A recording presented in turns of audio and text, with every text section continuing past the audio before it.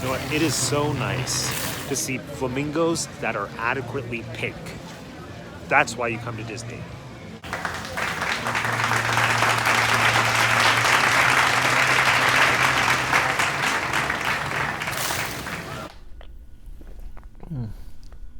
Oh, hello, and welcome to Teacup For One, my nightly recap of my adventures in Walt Disney World as a solo traveler.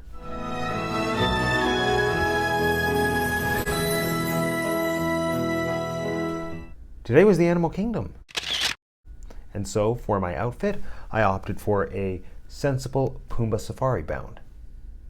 Roll the tape. Let's get animal, animal. I wanna get animal. Let's get into animal. Today I'm going to Animal Kingdom, but is this a Disney bound? Elephant to the no.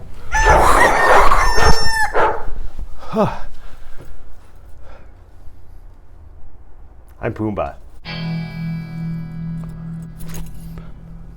It's important to note that after filming that, I bought a hat. And now it's that time where we count down my top 5 moments from today's trip. Number 5, hashtag cast compliment. Fun fact, if you have a really great interaction with a cast member in the park, you can put that onto social media with the hashtag cast compliment. And then as far as I know, that will go through to Disney and it goes onto their file and good things can potentially happen for them. So I had a really fantastic interaction with a cast member named, I'm pretty sure her name was Bailey. She worked in the gift shop on the way out of Animal Kingdom, and she gave me some really cool insights into the design and the theming behind Animal Kingdom. And every different land has a message or a theme. Learning that there is actually a distinct message behind each park was so eye-opening. Specifically, the 2 that Bailey told me were that the theme for Dinoland USA is that extinction is forever. A lot of people feel that Dinoland USA is just this really kitschy take on a kid's park, which it ultimately is. But the idea is that that's because the dinosaurs are extinct. They're not coming back. And all that we have left is that.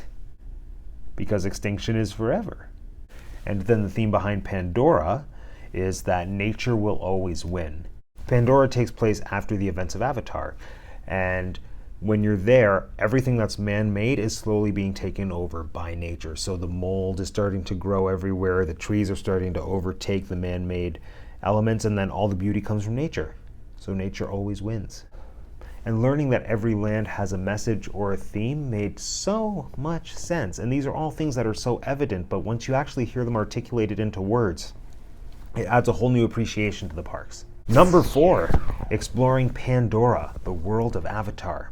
Now, at first, I thought Pandora was a jewelry store. So I'm looking to pick up some high quality jewelry while I'm here on my trip, so I decided to make a quick stop to Pandora. So we'll see what they got for me. Then it turned out it was an entire land that was themed to Avatar, that James Cameron movie that was made somewhat like maybe 10 years ago. Good for Avatar. I think we're getting like 17 sequels to it as well, so thanks, James Cameron. So while I was in Pandora, I had the opportunity to sample some of the delicious food from the Satuli Canteen.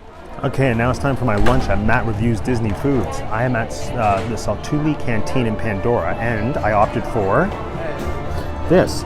So, it's a sliced beef bowl with noodles, slaw, as well as savory boba balls, and an onion vinaigrette. So let's give that a try.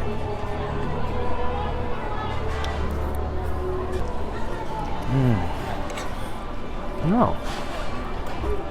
I mean, it's great. I mean, if you like beef, and if you like noodles, and if you like savory boba balls, and if you like onion vinaigrette, you will like this. The food was delicious. The wine was delicious. A little too delicious. All right, and next up I am trying the Banshee Pinot Noir, which is made exclusively for Pandora. Reportedly, it has flavors of ripe cherries, raspberries, floral elements, and a silky texture. Let's see.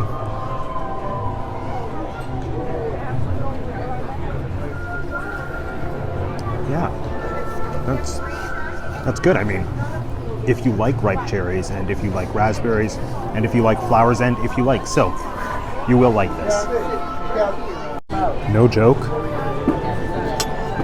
This is actually incredible. And the fact that this is just essentially fast food, but elevated fast food, makes it a must-do for me for all subsequent trips. I also rode the Banshee. I mean, what can I say? It's one of the best rides in the world. Although I liked it more last time. I stood in line for an hour and a half. Worth it? Just on the brink. Oh, and while I was in line for Flight of Passage, my phone started to die. And so I decided to pass the time by trying to draw a Navi from memory. I'm an artist. Number 3, visiting Rafiki's Planet Watch specifically for the animation experience. This is my first time ever going to Rafiki's Planet Watch. I knew that there was a petting zoo element, but it took the animation experience for me to actually hop on the train and go, and it was so much fun. It's final boarding call for the Wildlife Express, and I have a train all to myself. What? This is also exciting because the railway at Magic Kingdom has been down for like 3 years, so I get to ride a train. There's a petting zoo, or an affection section, or an affection section. They're so cute. Hello. What's your name?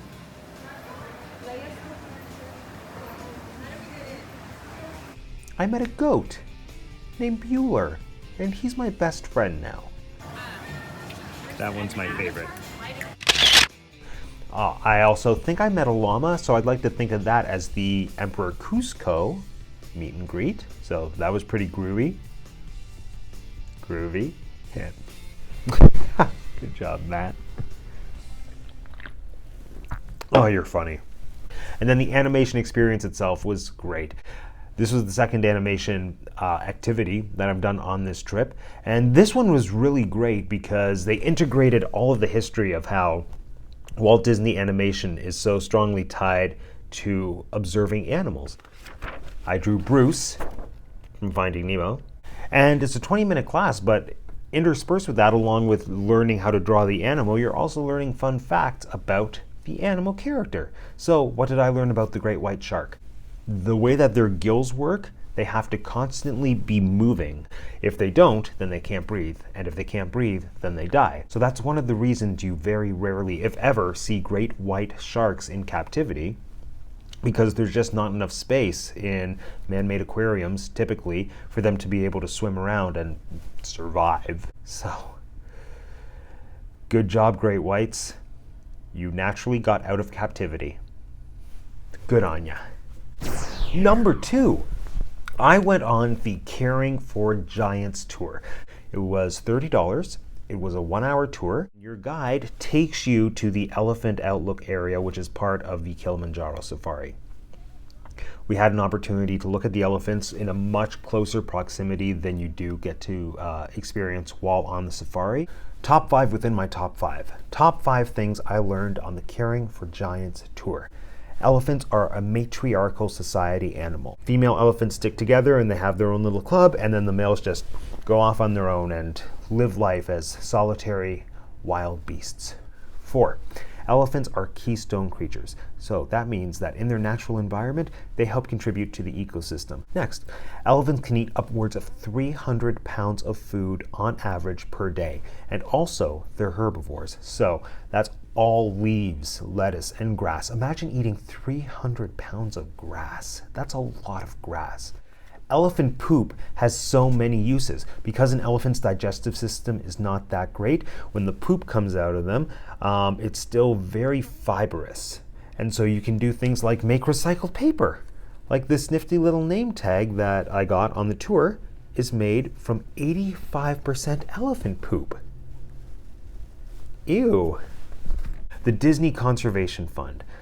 100% of the proceeds from this tour, the Caring for Giants tour, goes directly to the Disney Conservation Fund. Anytime that you give money towards the fund, it goes directly to the cause. And on top of that, every dollar is matched by Disney. So I paid $30 for the tour today. That means that because of me going and learning about elephants and getting this awesome elephant poop paper, ew, $60 went to an elephant. And that's pretty great. And number 1, Lion King. I bounded as Pumbaa from The Lion King, and it just snowballed into today becoming an unofficial celebration of one of my all-time favorite movies. Also, Lion King is amazing. Why? Because it's Disney, Shakespeare, and cats. I made a point right off the top of the day of meeting Timon and Rafiki, and I drew that while I was waiting, and it was a hit, let me tell you. And finally, I got to see the, no question, no debate, best show on Walt Disney World property, Festival of the Lion King. We are a band of singers who travel with Simba and his friends throughout the land for this tribal celebration. Time for our introduction. Power! 1, 2, 3! Hi, everybody. Hey, guys. It looks like we're all here. Let's go! Every creature of the world can sing. Let's sing in the Imagineering.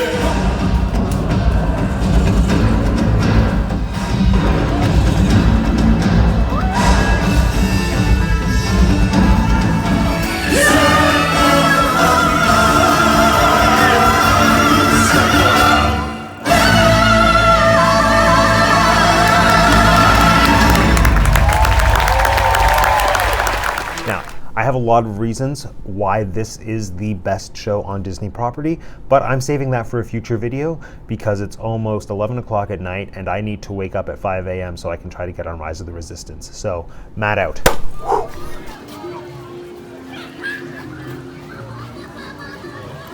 right, let's try the what's it called? The Barcolator.